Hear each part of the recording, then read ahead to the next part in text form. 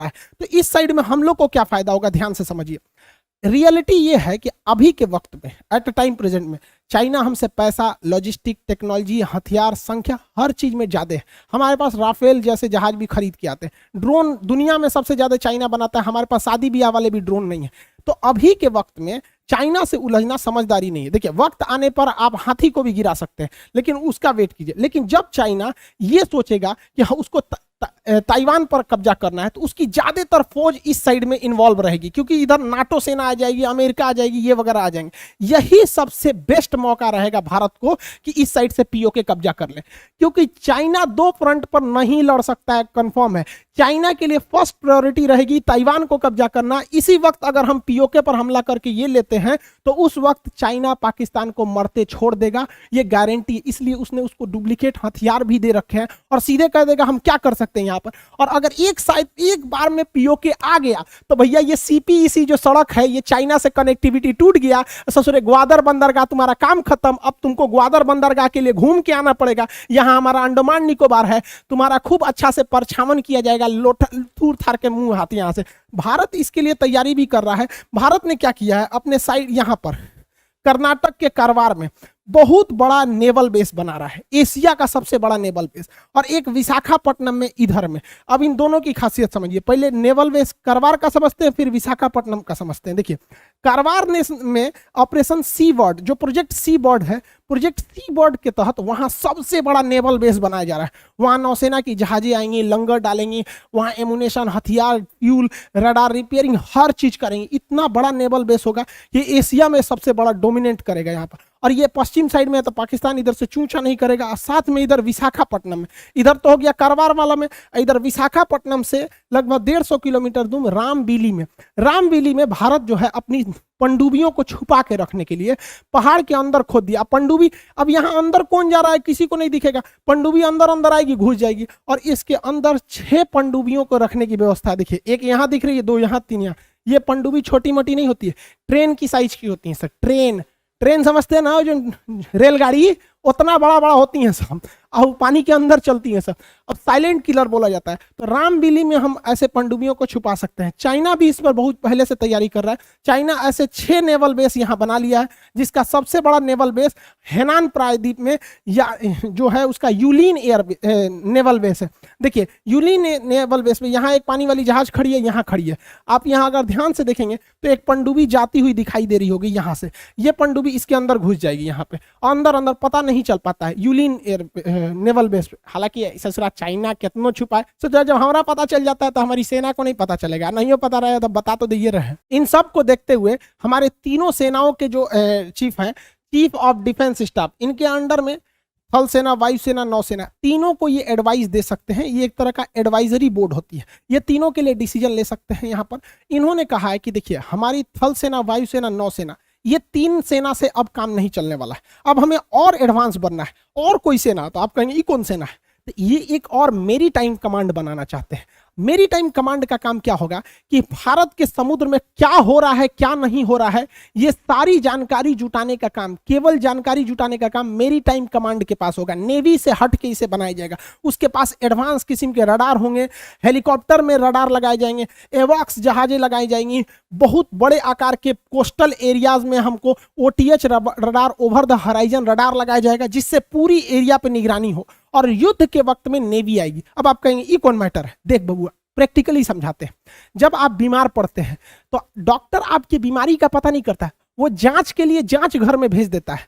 जब वहां से पता चलता है तब इलाज करता है। जैसे मान के चलिए आप कहेंगे डॉक्टर साहब भैया दुखा रहा है, एक काम करो अल्ट्रासाउंड करा के आओ यहाँ पे, तो दूसरे जगह भेजेगा अल्ट्रासाउंड कराने, वो रिपोर्ट देगा अगर किडनी खराब है, किडनी का खराब, निकाल के फेंक दे इसका।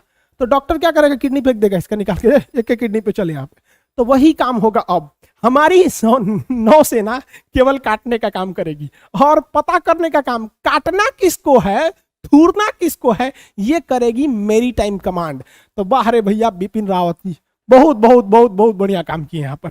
और ऐसा ये तो एक कमांड हो गया। अभी देखिए, ये तो नेवी के लिए है, अब देखिए एयरफोर्स के लिए। इन्होंने कहा कि हमारी जो एयर क्षेत्र है, यहां पर भी जो हमारी एयरफोर्स है, इसका काम ये नहीं है पता करना कि कौन आया, ड्रोन आया, जहाज आया, क्या ना। एयरफोर्स का काम केवल थूरना है, जांच करने का काम हमारी एयर डिफेंस कमांड करेगी। तो अब एक एयर डिफेंस कमांड बनने वाला है जिसके पास हैवी रडार होंगे, सैटेलाइट सिग्नल होंगे, उसके पास एक से एक एवॉक्स विमान होंगे जो पूरी भारत में निगरानी करते रहेंगे कि कोई घुस तो नहीं रहा है यहाँ पर। इसके अलग अलग कमांड्स बनाए जाएंगे और पूरे भारत को रडार पर ट्रैकिंग किया जाएगा। और जब पता चलेगा हाँ ससुरा इधर आ रहे हैं तो जांच हो गया, अब डॉक्टर साहब को बताया जाएगा। डॉक्टर कौन है? राफेल, सुखोई, MiG-29, ये डॉक्टर है, उठेंगे सर ऑपरेशन करके धक देंगे सर, क्या ससुर तो नहीं। तो ये बनने वाला है हम लोग का एयर डिफेंस कमांड। इसी एयर डिफेंस कमांड के पास जिम्मेदारी रहेगी ड्रोन को काउंटर करने के लिए। अब ड्रोन को काउंटर करने के लिए छोटे साइज के रडार आते हैं और इनकी संख्या बहुत ज्यादा लगानी पड़ती है, जो एयरफोर्स के लिए एक हेडेक बन जाएगा। इसलिए ये काम एयरफोर्स से हटा के किसके पास हो जाएगा? एयर डिफेंस कमांड के पास। अब एयर डिफेंस कमांड के पास रडार हैवी पावर के होंगे। अब इनके पास दो तरीका होंगे, एक सॉफ्ट किलिंग, आराम से काटो। सॉफ्ट किलिंग में क्या किया जाएगा? इस रडार का सिग्नल जाम किया कर दिया जाएगा, बस इस ससुरा हुए में रुक जाएगा, कहेगा ए चाचा बोलिए ना दहीने जाए कि बाएं, ओके उंगलियां छोड़ देगा और वहीं रुक जाएगा, बैटरी खत्म, धाए दे नीचे गिर जाएगा। तो एक होता है सॉफ्ट किलिंग, लेकिन एक होता है हार्ड किलिंग, हचाक से काट देने के लिए। तो हार्ड किलिंग के लिए लेजर बीम का यूज किया जाएगा। डीआरडीओ बना रही है और हम बहुत गुप्त रूप से हम लोगों ने इजराइल से समझौता कर लिया है यहाँ पर। तो ये हार्ड किलिंग, तो एक ही जगह पे दोनों रहेगा। छोट मोट ब्याह शादी वाला रहेगा तो उसको सॉफ्ट किलिंग, बड़ बड़ रहेंगे तो हार्ड किलिंग। लेकिन किलिंग किलिंग मतलब किलिंग, चाहे वो सॉफ्ट किलिंग हो चाहे वो हार्ड किलिंग हो, समझा। इसके अलावा हमारा जो सबसे डिस्प्यूटेड एरिया रहता है, मतलब जो हाईली टेंशन वाला एरिया रहता है, वो यही रहता है। इसी एरिया में भारत को हमेशा टेंशन मिलते रहता है, चाहे ससुरा कभी डैम चौक में घुस जाता है, कभी यहाँ गलवान में घुस जाता है, कभी अक्साई चीन में घुसता है, कभी पीओके में, कभी इधर कभी उधर, यही वाला एरिया। तो इसलिए यहाँ भारत का पहला थिएटर कमांड बना दिया जाएगा, जहां नौसेना, वायुसेना, थल सेना तीनों एक के पास रहेंगे सर। एक के रूम में डिसीजन ले लिया जाएगा। पता चला वहां पर कोनो घुसल है आतंकवादी तो धाए दे, थिएटर कमांड का एक्शन कैसे होगा? आर्मी चलो, कमांडो चलो, पारा कमांडो चलो, हेलीकॉप्टर, राफेल, सुखोई सब चल जो ससुर, चोखा निकाल देगा सब अब ससुर को। तो चोखा निकालने के लिए बनाया जा रहा है थिएटर कमांड। ये बहुत तगड़ा रहेगा हम लोग का थिएटर कमांड। अब देखिए ध्यान से, एक और यहाँ एक डिसीजन लिया जा रहा है हमारे सीडीएस के द्वारा। कहा जा रहा है कि आर्मी को ही कहा जाता है कि आप कश्मीर वगैरह में आतंकवादियों से लड़िए। खास करके कश्मीर में आतंकवादियों से लड़ने के लिए आर्मी ही रहती है वहां पे। अब आर्मी को बार बार डिस्टर्बेंस होता है, उसे चाइना के लिए खतरनाक हथियार रखे कि आतंकवादियों के लिए छोटे छोटे हथियार रखे, टेंशन हो जाता है। तो भारतीय सेना कह रही है कि सेना में से ही जो एकदम लंबे लंबे दुबले मतलब पतले जवान रहते हैं सब, जो खटाखट इधर उधर कूद फान सकते हैं, उनको साइड करके एक टेरर काउंटर कमांड बना दिया जाएगा, जिनका काम यही रहेगा कि आतंकवादियों को खोज खोज के आराम से मारते रहे सब यहाँ पे। तो सेना भी टेंशन फ्री रहेगी, ये लोग तो आराम से सेवा करते रहेंगे आतंकवादियों को। जम्मू एयरबेस पर जो ड्रोन से अटैक हुआ है, हालांकि उसमें एक दो जवान हल्का सा इंजर्ड हुए, बहुत बड़ा क्षति नहीं हुआ, लेकिन पाकिस्तान वालों ने बहुत बड़ा गलती किया और भारत के ऊपर ये एक एहसान कर दिया। क्योंकि हमारे हिंदुस्तान के लोगों में एक खराबी है, तो जब तक ट्रेन हॉर्न ना देगी आदमी चढ़ने के लिए तैयार नहीं होगा, जब तक स्टूडेंट का टाइम टेबल नहीं आ जाएगा वो पढ़ने के लिए रेडी नहीं होगा। ससुरा हम लोग बड़ा उटपटांग काम करते हैं, गर्मी के दिन में आदमी छत पे सोया रहता है, पानी टिप टिप होगा, जब तक ससुरा जोर से ना बरसे आदमी भागता नहीं, आधा बिछौना भीगा जाता है।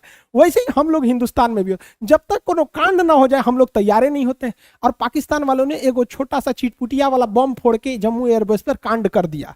अब इस कांड से उनके ऊपर महाकांड होगा। रीजन क्या है कि हम लोग अब थर्ड एयर स्ट्राइक करेंगे, अब चाहे यह सर्जिकल स्ट्राइक हो या एयर स्ट्राइक हो, लेकिन हमें जहां तक लगता है कि अक्टूबर के महीने से ये नेवी का स्ट्राइक होगा। आप लॉजिक सोचिए, पहले थल सेना मारी सर्जिकल स्ट्राइक, उसके बाद अभिनंदन जी मारे एयर स्ट्राइक, का नेवी सबका हाथ ना खजुआता होगा। अब कराची स्ट्राइक होगा, पता नहीं उधरों कोई बम फोड़ दे सब वहां पर।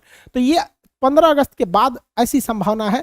ये बिपिन रावत साहब ने भी कह दिया कि वक्त आने पर इसका जवाब दिया जाएगा। अब चूंकि 15 अगस्त से पहले पाकिस्तान में उसका 14 अगस्त को उसका जन्म दिवस है, पाकिस्तान की आज़ादी दिवस नहीं है, पाकिस्तान का 14 अगस्त को जन्म हुआ था, तो जन्मदिन मनाता है। हम लोग तो आज़ादी मनाते हैं, तो वो जन्मदिन मंगाता है, तो उस समय थोड़ी सी सिक्योरिटी रहती है, तो उसके बाद हम लोग उसको धोएंगे लोग। अब पाकिस्तान डरा हुआ है थर्ड स्ट्राइक की वजह से, तो ये रडार और एंटी डिफेंस मिसाइल खरीदा था, एंटी एयरक्राफ्ट, ये मिसाइल हुआ धुआं हो गया। जिस तरह तिरंगा में नहीं गैंडा स्वामी की मिसाइलें फू फू करके धुआं हो गए, इसमें मालवेयर आ गया है। ये ऐसा खतरनाक है, बटन दबा रहा है तो जो है को का करके जो है जी उसका मिसाइल ये रह जा रहा है। कौन दिया है? चाइना दिया है यहाँ पे। देख भैया इमरान चाचा तुमको समझा रहे हैं कि ये खुद चाहता है कि तुम लूटे रहो, क्योंकि तुम्हारी हालत जब जब खराब रहेगी तुम इनके पास भीख मांगते रहोगे। रीजन क्या है कि भैया ये चाहता है, इसके लिए पीओके मायने नहीं रखता है, इसके लिए ताइवान मायने रखता है। तुम बबुआ ताइवान लो, हम इससे पीओके ले लेंगे। यहाँ पर समझ में आ रहा है कि नहीं आ रहा है? आई होप आप समझ गए होंगे कि जब चाइना इस ताइवान पर हमला करेगा तो हम लोग के लिए सबसे बेस्ट मौका रहेगा कौन से चीज को? पीओके को लाने के लिए। आगे कब third air strike, surgical strike कब होता है, जब होगा तब हम लोग समझ जाएंगे। मिलेंगे नेक्स्ट क्लास में। जय हिंद।